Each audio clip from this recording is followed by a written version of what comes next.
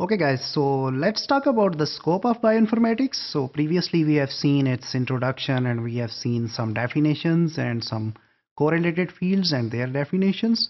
So bioinformatics is relatively a new and emerging discipline, and we can trace back its history from somewhere in mid 90s, where originally it was believed to be involved with the analysis of DNA, protein and RNA sequences. So mainly it started as a sequence analysis subject.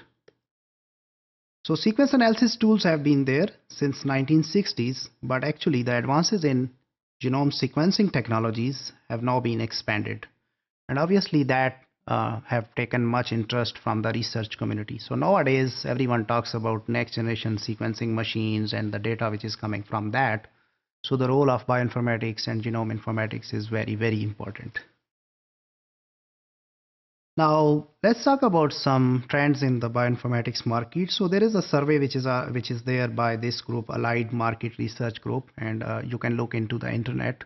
I can provide you the link. So they say that the bioinformatics market will grow from right now where it is to 12.86 billion by 2020 at a compound annual growth rate, which is abbreviated as CAGR of 21.2%.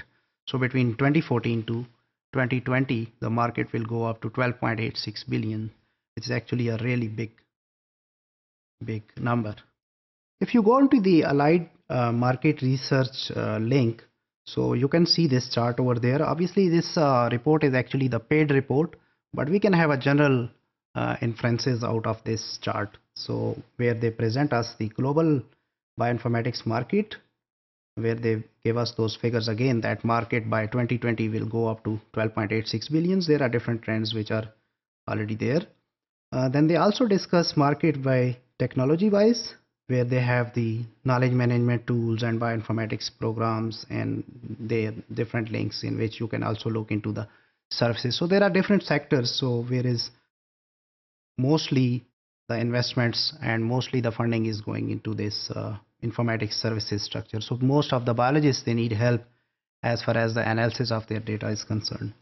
They also explore the market by applications, topmost genomics, then obviously chem informatics and drug designs. There are the projects which are going on in proteomics, transcriptomics and metabolomics.